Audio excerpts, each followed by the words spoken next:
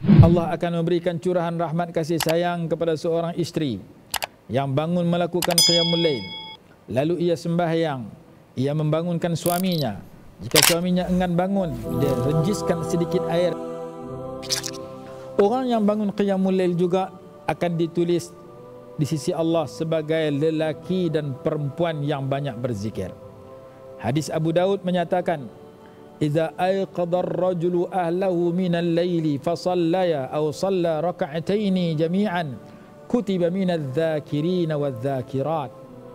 Apabila seorang suami bangun, dia menggerak isteri dia untuk sama-sama sembahyang sunat 2 rakaat sahaja, maka suami dan isteri itu ditulis oleh Allah termasuk di kalangan lelaki dan perempuan yang banyak berzikir. Begitu juga Allah Subhanahu wa taala menawarkan untuk diberikan rahmat kasih sayang, belas kasihan kepada suami isteri yang membangunkan pasangan masing-masing untuk melakukan ibadat di malam hari. Kalau orang belum berkahwin, kalau duduk di asrama, dia membangunkan teman di asramanya. Kita bangunkan teman kita untuk sama-sama sembahyang tahajud walaupun 2 rakaat, untuk sama-sama baca doa walaupun sepatah dua, sama-sama beristighfar walaupun beberapa minit. Kita dan kawan kita dijanjikan curahan kasih sayang, belas kasihan oleh Allah Subhanahu wa taala berdasarkan hadis Imam Abu Daud, rahimallahu rajulan qama minal laili fa shalla wa ayqadha imra'atah. Semoga Allah memberi rahmat kepada seorang lelaki yang bangun qiyamul lail, kemudian dia sembahyang, kemudian dia membangunkan istrinya untuk sama-sama qiyamul lail.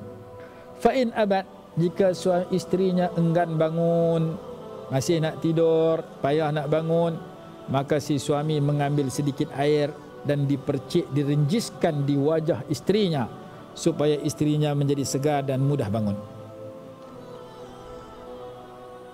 Begitu juga sebaliknya. Wa rahimallahu imra'atan qamat min al-laili fa sallat wa ayqadhat zawjaha fa in aba nadhat fi wajhihi al-ma'.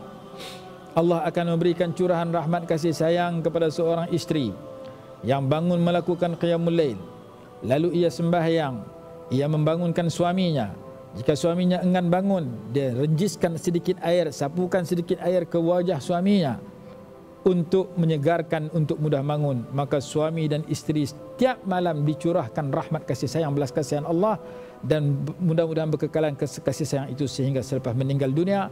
Kerana amalan mendapat rahmat Allah ialah melakukan qiyamul lail walaupun 2 rakaat dan membangunkan orang yang tidur di samping kita untuk sama-sama rokok, sujud dan berdoa kepada Allah di saat itu. Ditawarkan rahmah, riwayat Imam Abu Daud.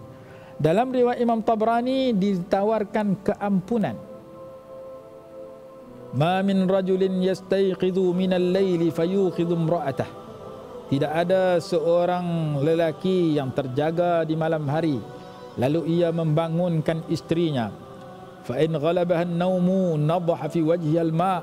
Kalau suami payah, istrinya payah bangun, masih nak tidur lagi, panggil beberapa kali, masih nak tidur dan belum jaga, belum sedar, maka dia sapukan, dia renjiskan sedikit air di wajahnya untuk dia menyegarkan dia dan mempermudahkan dia bangun.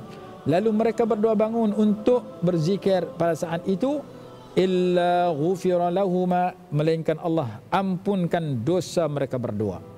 Ditawarkan rahmat, ditawarkan keampunan, dimasukkan dalam golongan yang banyak berzikir. Kalau kita boleh bangunkan pasangan kita, anak kita, ataupun orang yang belum berkahwin, teman dalam sekamarnya, untuk sama-sama bagi melakukan qiyamul lail walaupun hanya seminit, dengan 3 pengisian tadi, berzikir, berdoa, beristighfar, ataupun 5-10 minit dengan pengisian yang ditambah solat, wuduk dan solat walaupun 2 rakaat yang ringkas, walaupun sembahyang witir 1 rakaat. Yang penting tiap-tiap malam kita kena berazam jangan tidur sampai subuh, dan kita kena sedar kita ada pelbagai masalah yang perlu kita minta Allah tolong, dan waktu yang Allah nak tolong selesai masalah waktu tersebut. Dan kita ada pelbagai hajat yang kita minta Allah Ta'ala bantu hajat kita tercapai waktu paling istimewa setiap malam pada waktu tersebut. Itu di antara hadis-hadis yang boleh kita pelajari, yang boleh kita amalkan dalam bab qiyamul lail ini.